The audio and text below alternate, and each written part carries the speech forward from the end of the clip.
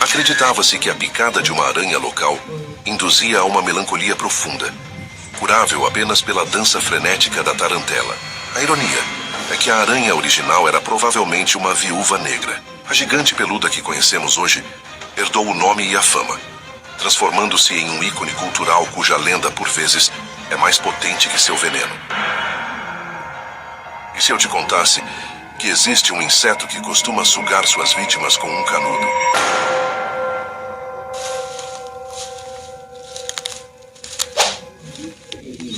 Na guerra, a camuflagem é uma arte, mas um predador levou essa arte ao extremo, usando uma tática que os generais mais brutais da história humana entenderiam perfeitamente. O inseto assassino não se esconde atrás de folhas ou galhos. Com uma probóscide que funciona como uma agulha de injeção, ele perfura os pontos fracos na armadura de sua presa, as articulações, o pescoço, e injeta uma saliva que podemos comparar ao ácido usado para corroer grades. É um coquetel de enzimas que age como um estômago externo, dissolvendo os tecidos da vítima dentro de seu próprio corpo.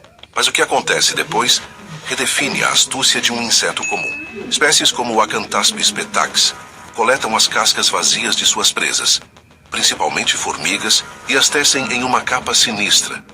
Essa armadura bizarra confunde predadores, mas seu propósito mais genial é a infiltração. Ao carregar o cheiro de suas vítimas, o nosso amigo se move através de colônias de formigas como um fantasma. Sua verdadeira identidade química, mascarada pelo odor de seus inimigos, o transformando em um predador que rouba a identidade de suas vítimas para poder caminhar sem ser notado em direção à próxima. O som mais perigoso na floresta nem sempre é um rugido de um leão. Às vezes pode ser uma melodia que fala diretamente aos instintos mais profundos de uma criatura, oferecendo exatamente o que ela mais deseja. E é nessa frequência que opera o grilo assassino, um dos animais mais controversos do mundo. Abandonando a dieta de seus parentes, este caçador transformou a decepção em sua principal ferramenta. Enquanto alguns usam a camuflagem visual, imitando folhas com uma perfeição artística, os mais sofisticados se tornaram falsificadores de som. Para atrair cigarras machos, por exemplo, o grilo teve que evoluir seus órgãos de estridulação para replicar, com uma certeza de engenheiro de som, a frequência, o ritmo e a cadência exatos do chamado de acasalamento de uma fêmea de outra espécie.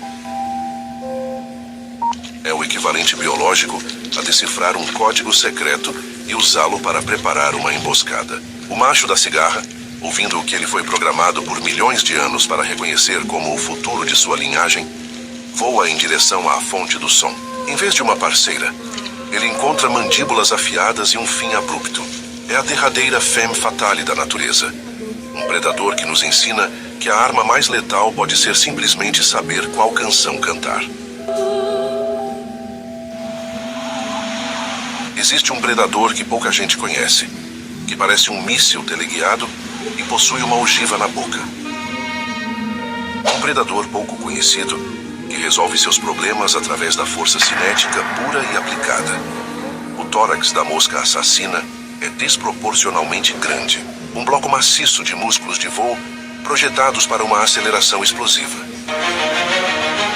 Quando um alvo é localizado, ela se lança em um ataque balístico. A barba densa em seu rosto.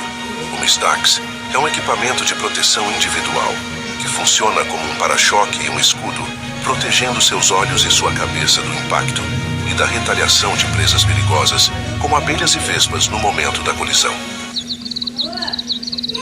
Imediatamente após o choque, entra em ação um veneno de ação ultra rápida. Sua probóscide injeta um coquetel de neurotoxinas projetado para desligar o sistema nervoso da vítima em milissegundos. Para um predador que rotineiramente ataca insetos venenosos, uma luta prolongada é um risco inaceitável. A paralisia precisa ser instantânea. A mosca assassina é a união perfeita de um corpo construído para resistir a colisões e um veneno projetado para garantir que nada possa dar errado. Nossa jornada pelo mundo dos predadores tem sido guiada pela ciência moderna. Mas e se voltássemos no tempo?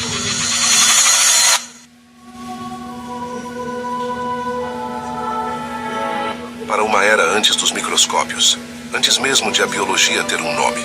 Como nossos ancestrais, vivendo em um mundo que eles viam como cheio de magia e mistério, decifravam o comportamento desses caçadores brutais? A resposta é que eles viam algo além da simples caça. Eles viam o reflexo das regras ocultas do próprio universo. No Antigo Egito, por exemplo, a vida que florescia nas margens do Nilo era um teatro divino, e os insetos eram atores principais. O escaravelho, ao rolar sua bola de esterco pelo deserto, era visto como a personificação do deus Khepri, empurrando o próprio sol pelo céu, um símbolo poderoso de criação e renascimento.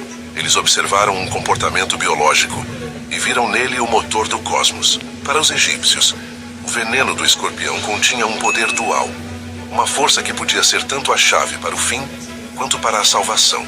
Eles viam no predador um guardião de segredos perigosos.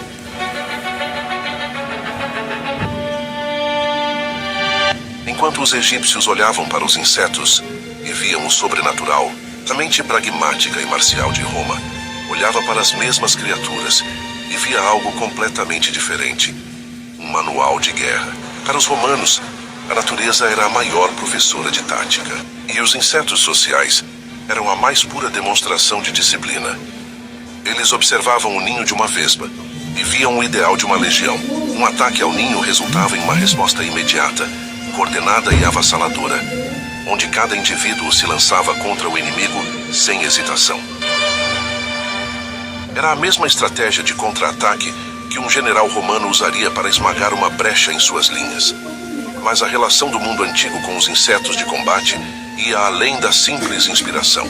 Eles transformaram essas criaturas em armas biológicas. Historiadores documentam o uso de bombas de vespas, onde colmeias ou ninhos eram lançados por catapultas sobre as muralhas de cidades sitiadas. O objetivo era criar o caos absoluto, espalhar o pânico e a dor entre as tropas inimigas, quebrando sua formação imoral antes do assalto principal.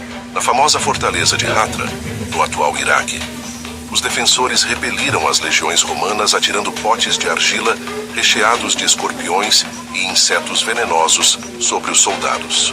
Era uma forma primitiva e aterrorizante de guerra biológica. Essa sabedoria ancestral, portanto, era forjada no campo de batalha e na observação estratégica. Eles entendiam que os princípios de conquista, defesa e logística eram universais. A natureza era a academia militar mais antiga do mundo, e os insetos, seus mais disciplinados e brutais soldados. Será mesmo que a natureza é cruel? Ou que a nossa definição de crueldade é talvez limitada demais? Nós olhamos para esses caçadores e vemos monstros, mas esquecemos que eles são os caçadores escondidos da nossa biosfera, os predadores minúsculos que geram todo esse equilíbrio. A vespa que você teme pode ser a única coisa que impede uma lagarta de destruir a planta que um dia se tornará seu alimento. Nós nos isolamos em cidades, e nosso instinto padrão se tornou o medo do que é pequeno e estranho. Mas talvez o antídoto para o medo seja algo mais simples: a nossa curiosidade. Talvez o convite aqui seja para mudar a pergunta. Em vez de "o que isso pode fazer comigo?", podemos nos perguntar: como isso sobreviveu por milhões de anos? A coragem, então, é a de se abaixar, olhar para a formiga em sua calçada e ver um império com uma organização que rivaliza com a nossa. Olhar para uma aranha e ver uma tecelã de materiais que a nossa ciência ainda sonha em replicar. Quando paramos de ver essas criaturas como invasoras e começamos a vê-las como soluções complexas para os problemas da vida, algo muda. O medo se transforma em admiração. Eles são o pequeno lembrete de que a vida, em todas as suas formas, é uma força de uma beleza e complexidade inimagináveis. E a nossa tarefa não é julgá-los, mas ter a sabedoria de admirá-los. E a coragem de lhes dar espaço para continuar seu trabalho. Se você chegou até aqui, ajude o canal deixando um like. E não esqueça de conferir sua inscrição. Afinal, temos muito a descobrir sobre o universo dos animais. Muito obrigado por assistir. E até o próximo vídeo, meus amigos e minhas amigas.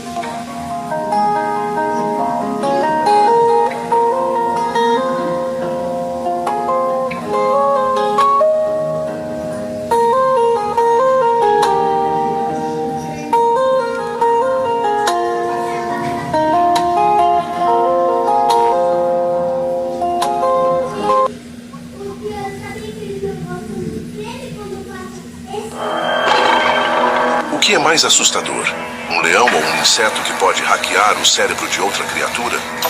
Hoje vamos explorar o arsenal completo.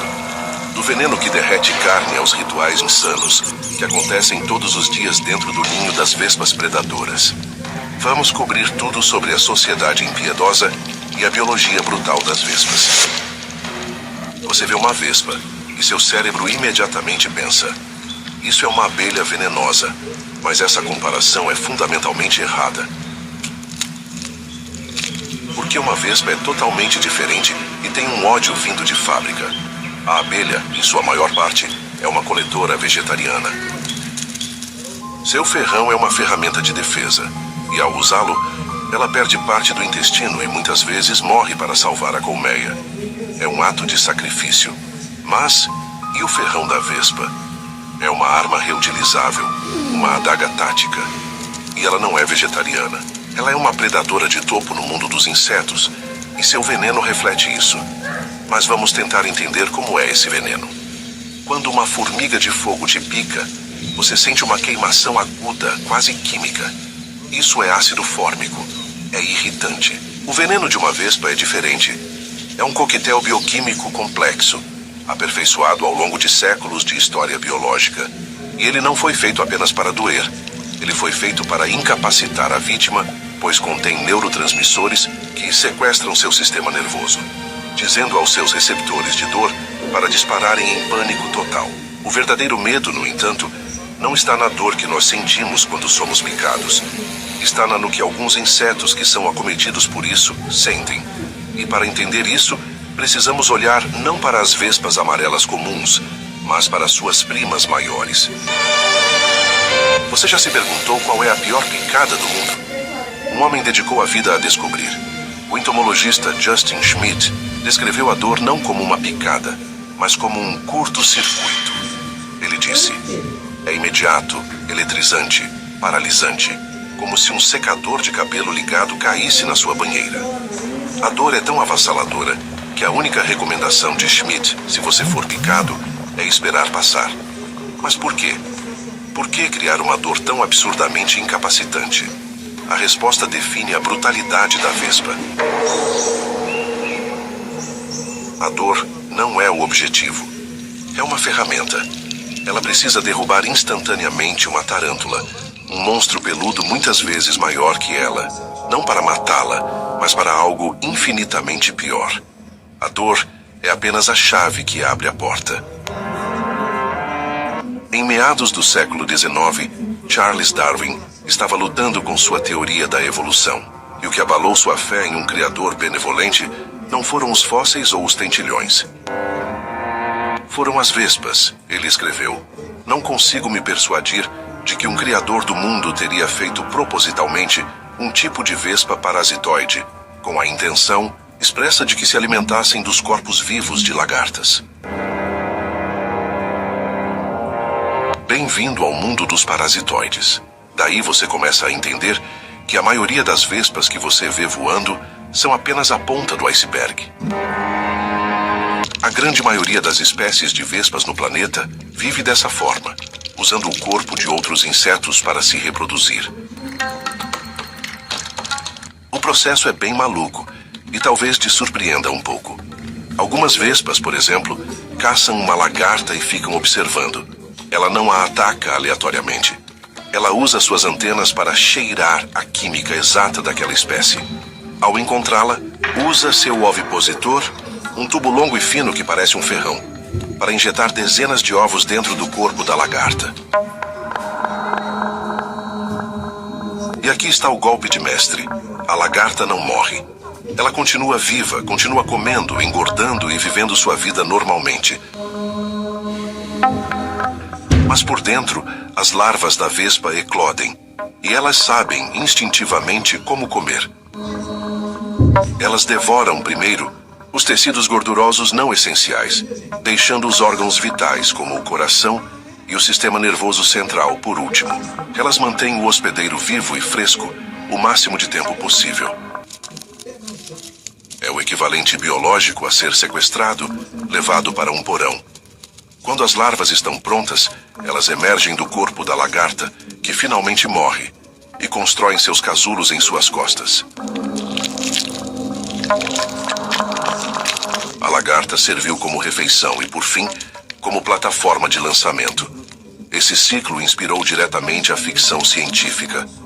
Quando Ridley Scott criou o filme Alien, o xenomorfo não foi baseado em um predador grande, foi baseado na vespa parasitoide. Mas agora quero te mostrar uma espécie de vespa, que é considerada por muitas pessoas uma das mais insanas no mundo. Se ser comido vivo por uma larva de vespa pode parecer o fundo do poço, mas você está subestimando a engenhosidade da vespa. Algumas espécies levaram isso a um nível de controle mental que beira o sobrenatural. Mas será que existe algo pior do que ser comido vivo? Essa que você está observando chama-se vespa-joia ou vespa-esmeralda. A vespa é minúscula em comparação com a barata. Ela não pode simplesmente arrastá-la. Então ela evoluiu para se tornar uma neurocirurgiã. O ataque tem duas fases. Primeiro, a vespa dá uma picada rápida no tórax da barata, paralisando temporariamente suas patas dianteiras. A barata fica imóvel, mas é a segunda picada que é a mais bizarra. A vespa gasta vários minutos procurando o local exato no pescoço da barata, inserindo seu ferrão diretamente no cérebro dela. Ela não está matando a barata, está injetando um coquetel preciso de neurotransmissores em gânglios cerebrais específicos. O veneno desliga permanentemente o instinto de fuga da barata, e ela se torna um zumbi totalmente controlado. A vespa-joia, então, arranca as antenas da barata e bebe sua hemolinfa para se reidratar após o esforço.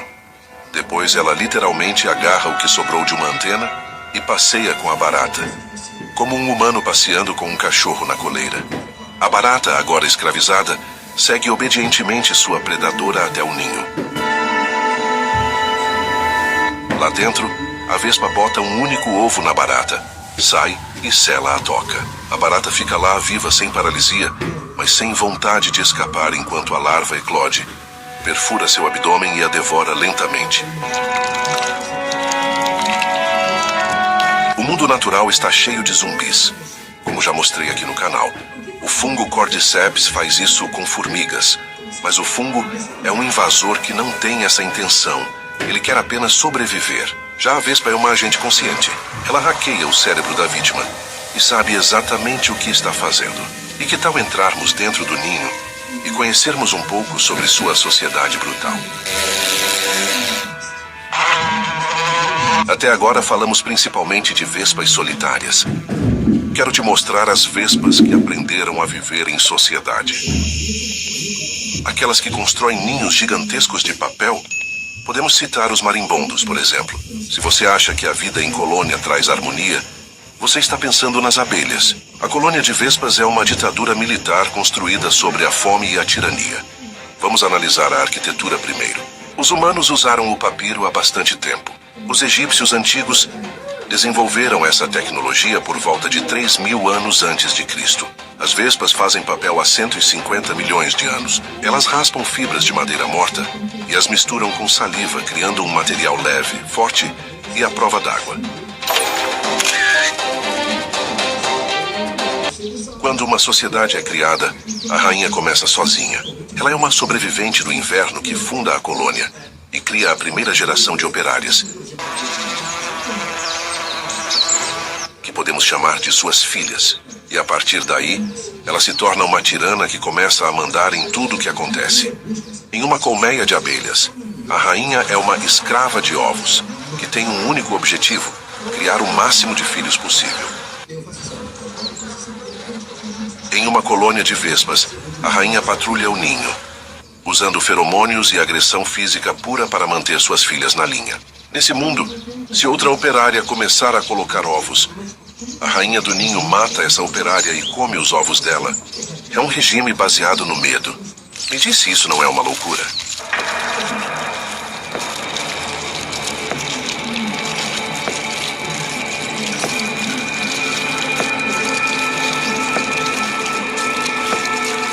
Mas o que mantém as operárias trabalhando? Fome, galera, muita fome. As larvas de vespa no ninho exigem carne. lagartas, aranhas, moscas que as operárias caçam. Em troca, as larvas secretam um líquido açucarado, nutritivo, que é a única fonte de alimento das operárias adultas. Pense nisso. As operárias são viciadas na gosma de suas irmãs mais novas. Elas não caçam pela rainha. Elas caçam para alimentar as larvas, para conseguir sua dose. Isso é chamado de trofalaxia. É um sistema perfeito de servidão química. Mas qual o problema? Quando o verão acaba, a rainha para de pôr ovos e então as larvas desaparecem. E de repente, as operárias adultas viciadas em açúcar perdem sua única fonte de alimento. É por isso que no final do verão, as vespas ficam tão agressivas, invadindo seu piquenique e seu refrigerante. Nessa cena, elas estão literalmente em abstinência e desesperadas por uma dose de açúcar, procurando qualquer coisa para comer. Mas para entender um pouco mais sobre essa biologia brutal, vamos falar sobre a vespa mais temida do mundo. No panteão dos predadores, a tarântula é um tanque blindado feito para caçar. É um monstro da classe dos aracnídeos, uma criatura antiga que caça por emboscada e força descomunal. Ela é por si só o terror do solo do deserto. E no entanto ela tem um mestre que dança no ar. A vespa caçadora de tarântulas pode ser considerada um dos insetos mais agressivos do mundo. E ela se especializou em derrubar um alvo que parece impossível. O confronto entre as duas é um dos espetáculos mais tensos da natureza. A vespa costuma provocar a aranha, no intuito de procurar uma abertura para o ataque. Ela pousa e vibra suas asas, um desafio direto. A tarântula, sentindo as vibrações, se ergue em sua pose de ameaça, expondo as presas. É exatamente isso que a vespa quer. Ela precisa que a aranha se revele. O que se segue é uma dança de morte. A vespa é mais rápida, esquivando-se das investidas da aranha. É um matador experiente contra um brutamontes. A vespa está esperando por uma fração de segundo. Uma abertura. Quando ela vê, ela ataca, mas ela não mira na cabeça ou no corpo. Ela mira no centro nervoso do monstro. Com uma única picada precisa no cefalotórax, o veneno inunda o sistema nervoso da aranha. O efeito é instantâneo. A tarântula não morre. Ela fica permanentemente paralisada. E aqui a brutalidade se transforma de um combate rápido para uma cena bem maluca. A vespa, muitas vezes menor que sua vítima, agora precisa mover um peso morto de 100 gramas pelo caminho. Ela agarra a aranha por uma perna e começa a arrastá-la. É uma procissão fúnebre, onde o inimigo está vivo, consciente, mas incapaz de mover um único músculo.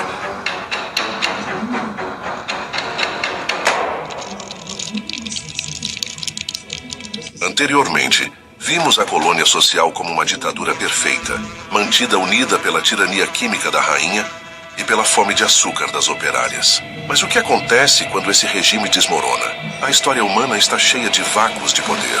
Quando Alexandre o Grande morreu, seu império foi dilacerado por seus generais. Quando o imperador romano caía, legiões marchavam umas contra as outras. No mundo das vespas, o colapso é ainda mais rápido e mais mortal. O gatilho é o fim do verão.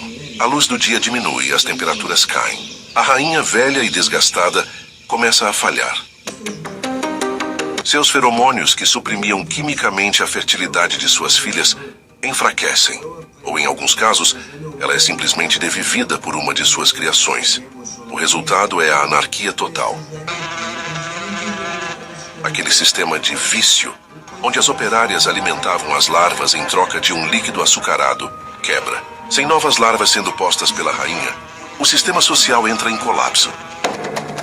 O que se segue é uma corrida genética desesperada. Os ovários de todas as operárias, antes adormecidos, despertam. Elas entram em uma frenesi para pôr seus próprios ovos, que por serem inférteis, gerarão apenas machos. Mas não há mais ninguém para caçar. A ordem se inverte. O ninho, antes um modelo de engenharia cooperativa, torna-se um campo de batalha. As operárias, agora rivais, começam a patrulhar os favos não para alimentar, mas para destruir. Elas praticam o policiamento operário ao contrário. Elas procuram os ovos de suas irmãs e os comem. Elas param de proteger o ninho e começam a devorá-lo por dentro.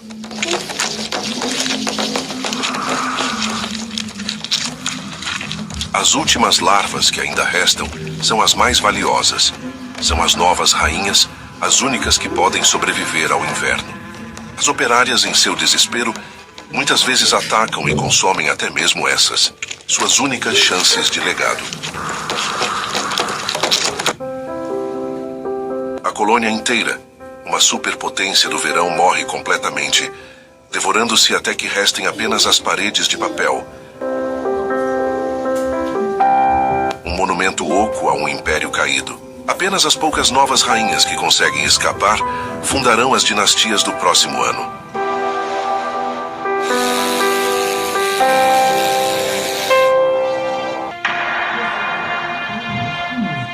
E se eu te dissesse que nesse mundo existe uma vespa que pode atacar um ninho inteiro praticamente sozinha? A vespa gigante asiática é uma divisão de tanques e insetos programados desde o nascimento para caçar e comer. Essa que você observa é a maior vespa do mundo, do tamanho de um polegar humano com uma envergadura de asas de um pequeno pássaro. Os japoneses a chamam de vespa pardal tigre. Sua biologia é a do excesso, e seu ferrão com mais de 6 milímetros pode ser considerada um dos maiores do reino animal em proporção de tamanho. E seu veneno é diferente. Além das neurotoxinas paralisantes, ele contém uma enzima citolítica. Em termos simples, ele derrete o tecido completamente. Uma única picada pode necrosar a carne. E se por acaso der tempo de atacar muitas vezes, as múltiplas picadas podem levar a problemas graves. Mas o verdadeiro terror não é o que ela faz aos humanos, é o que ela faz às abelhas. As abelhas europeias, que importamos para a polinização em todo o mundo, evoluíram sem esse poder. Quando uma única vespa mandarina batedora encontra uma colmeia de abelhas europeias, ela a marca com um feromônio. Ela volta para seu ninho e recruta um esquadrão de guerra, geralmente entre 30 a 50 vespas. O que se segue pode ser visto como uma batalha intensa, e isso pode acontecer até em ninhos de formigas. Isso é o equivalente a um esquadrão de helicópteros Apache atacando uma vila da Idade do Bronze. As vespas entram na fase de abate. Elas ignoram o mel. Elas se posicionam na entrada da colmeia e começam a decapitar as abelhas defensoras, uma por uma, com suas mandíbulas maciças. Elas são tão blindadas que os ferrões das abelhas mal conseguem penetrar sua armadura. Em menos de 2 horas, um esquadrão de 30 vespas pode exterminar uma colmeia de 30 mil abelhas. O chão fica coberto por um tapete de cabeças e corpos. O prêmio? Elas invadem o berçário e roubam as larvas e pupas das abelhas, levando-as de volta para alimentar suas próprias larvas. A única defesa conhecida vem das abelhas japonesas, que evoluíram com essa ameaça. Elas desenvolveram uma tática de defesa térmica. Quando a batedora entra, elas não tentam picar. Elas a atraem para dentro. E então centenas de abelhas formam uma bola humana, ou melhor, bola de abelha, ao redor da vespa. Elas começam a vibrar seus músculos de voo, não para voar, mas para gerar calor. A temperatura dentro da bola sobe para 47 graus. As abelhas podem sobreviver a 50 graus. A vespa morre exatamente a 46, ou seja, a natureza criou o inimigo perfeito. Elas literalmente cozinham a invasora viva. Isso nos faz refletir em como os seres vivos do nosso planeta são insanos.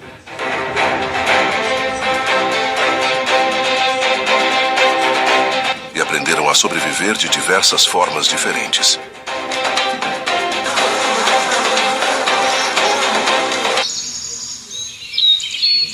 Até agora, a brutalidade foi definida por veneno, paralisia e ataques. Mas existe uma forma de caça mais silenciosa, mais existencial. E pode acontecer toda vez que você come um certo tipo de alimento. Você já comeu figo? Ele é uma flor invertida, um jardim secreto fechado para o mundo exterior. E dentro dele, um ciclo de vida se desenrola, tudo graças à vespa do figo. Mas o que eu quero dizer com isso? A vida da vespa fêmea começa dentro de um figo. Ela foi fecundada antes mesmo de nascer. Como? Os machos da vespa do figo são criaturas de pesadelo. Eles nascem primeiro cegos, sem asas, com corpos atrofiados. Sua única função é rastejar pela escuridão do figo. Encontrar seus parentes, que ainda estão se desenvolvendo, e acasalar com elas. Logo após, os machos abrem um túnel para fora do figo e morrem, sem nunca ter visto a luz do sol. A fêmea, agora grávida, emerge. Ela está equipada com asas e antenas, e seu corpo está coberto de pólen das flores masculinas dentro de seu figo natal. Sua missão é singular. Ela precisa encontrar outro figo, de preferência ainda verde, e na entrada criar um jardim secreto, que será microscopicamente pequeno e guardado por escamas rígidas. Ela força a entrada. O processo é tão violento que arranca suas asas e quebra suas antenas. Ela consegue entrar, mas agora é uma prisioneira. Não há como sair. Ela caminha pela câmara escura, depositando seus ovos nas flores femininas e, no processo, fertilizando o figo com o pólen que trouxe em seu corpo. Ela cumpre seu destino biológico, e então, exausta, mutilada e presa, ela morre, sozinha no escuro, dentro da tumba floral. O figo, agora fertilizado, começa a amadurecer. E ele libera uma enzima chamada ficina. Essa enzima começa a digerir o corpo da vespa-mãe, quebrando suas proteínas e absorvendo seus nutrientes. Ela é completamente assimilada pela fruta. Portanto, a mutualidade entre o figo e a vespa é um pacto brutal. A vespa garante a sobrevivência do figo, e o figo serve como berçário para a próxima geração, e por fim como o caixão da mãe. À primeira vista, um enxame de cupins alados parece uma chuva viva de pequenos fantasmas marrons. Quem vê de longe jura estar olhando para vespas minúsculas. Quem vive no campo confunde com formigas aladas. E quem vive perto da mata já aprendeu a fechar as janelas quando essa procissão sobe ao ar. O curioso é que essa semelhança com vespas não vem só do corpo esguio ou da asa translúcida, vem do propósito. Ambos representam a expansão de um império. Cupins alados surgem quando uma colônia decide que chegou o momento de colonizar o mundo. E esse momento, quase sempre, tem um detonador silencioso: crise alimentar. Em tempos de abundância, a colônia vive em paz, transformando madeira em arquitetura viva. Túneis com ventilação natural, câmaras que lembram anfiteatros romanos, corredores sustentados por pilares microscópicos. A engenharia termita já inspirou arquitetos reais. O prédio Eastgate Center, no Zimbábue, usa princípios de ventilação de cupinzeiro para economizar energia. Mas quando a fonte de celulose começa a rarear, quando o palácio subterrâneo começa a sentir o peso da escassez, o sistema social muda de tom. A última vez que isso aconteceu em grande escala foi registrada por pesquisadores na Austrália Ocidental, quando colônias rivais iniciaram uma guerra química subterrânea por madeira. Ao perceber a queda na disponibilidade de alimento, direciona recursos internos para fabricar uma geração inteira de indivíduos alados. É como se um império à beira da fome construísse navios e gritasse ao mundo: saiam, fundem novas cidades, retornem vitoriosos. O voo nupcial acontece com o cheiro da terra molhada e o ar pesado anunciando tempestade. O ar se enche de príncipes e princesas alados, buscando parceiros para construir novos reinos. Só que essa expansão tem um preço. Nessas horas, muitas operárias, aquelas que mastigaram madeira por toda a vida, não ascendem ao céu. Elas ficam famintas. Sob o solo, o cupinzeiro se transforma num feudo tenso, onde o alimento é racionado e a sobrevivência da colônia-mãe depende da economia brutal. Larvas mais fracas são sacrificadas, soldados redirecionados para a defesa, e até mesmo a própria rainha diminui a oviposição, economizando energia e prolongando a sobrevida do trono. É quase medieval. Um castelo sitiado que prefere perder civis a perder o núcleo do poder.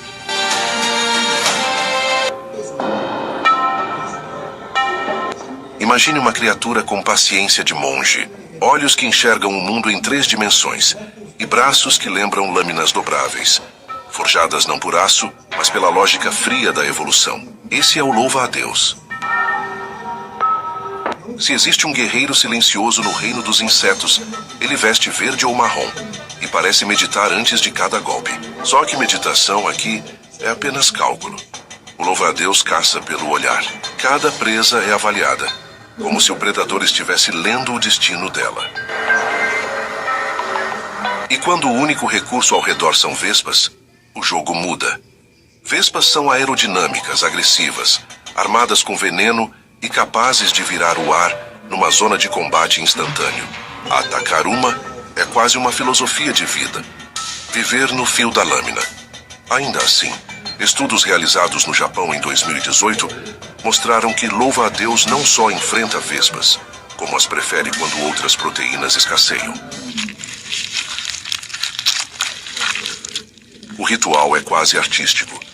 O ataque leva menos tempo do que o piscar de um olho humano, esmagada pouco a pouco, enquanto o predador inclina a cabeça como se estivesse ouvindo um antigo mestre.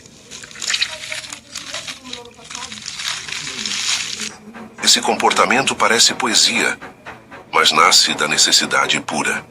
Quando o verão se extingue e as flores minguam, o louva-a-Deus precisa de proteína para completar a última etapa da vida, acasalar e deixar descendentes. Nesse período, já foram documentadas fêmeas em laboratório, alimentando-se quase exclusivamente de vespas após a queda de abundância de moscas e pequenos gafanhotos. A natureza, nesse ritual, não oferece consolo. A espiritualidade aparente daquele monge inseto esconde uma urgência muito humana: comer ou desaparecer.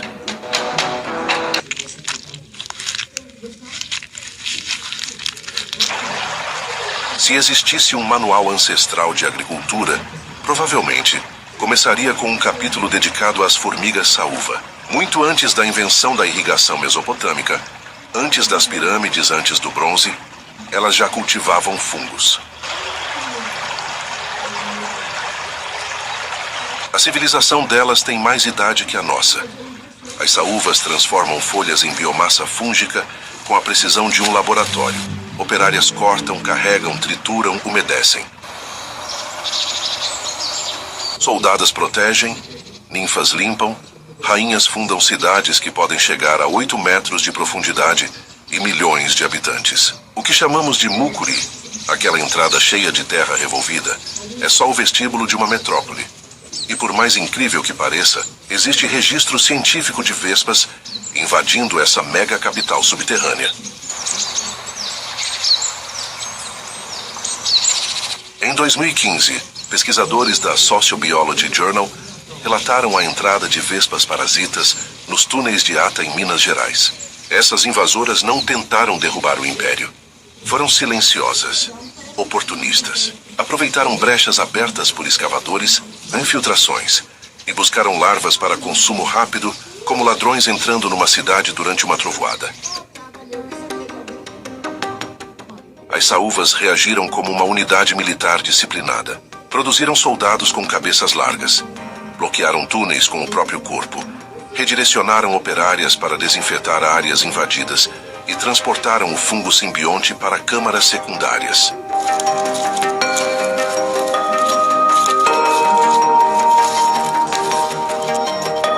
Uma manobra de evacuação e defesa digna de Roma, enfrentando invasores bárbaros. E vale lembrar, essas formigas já enfrentaram inimigos muito mais constantes, micro-organismos. A superfície do corpo delas carrega bactérias simbióticas que secretam compostos antimicrobianos. Cientistas da Universidade de Wisconsin estudaram esse sistema e descobriram moléculas inéditas com potencial farmacêutico. Ou seja, enquanto nós escrevemos livros e erguemos muros, elas sintetizam antibióticos e reorganizam megacidades subterrâneas. E quando uma vespa ousa cruzar essa fronteira, encontra séculos de guerra evolutiva esperando do outro lado.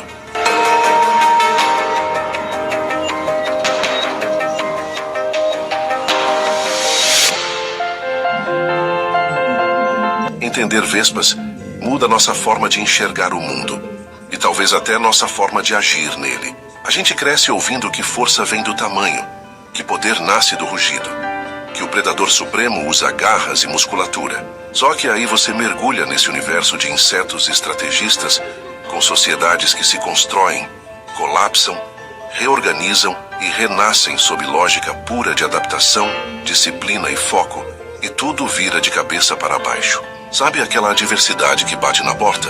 Para uma vespa, é só mais um ciclo. Existe uma inteligência feroz em continuar, mesmo quando tudo pede pausa. Existe grandeza em seguir construindo, buscar recursos,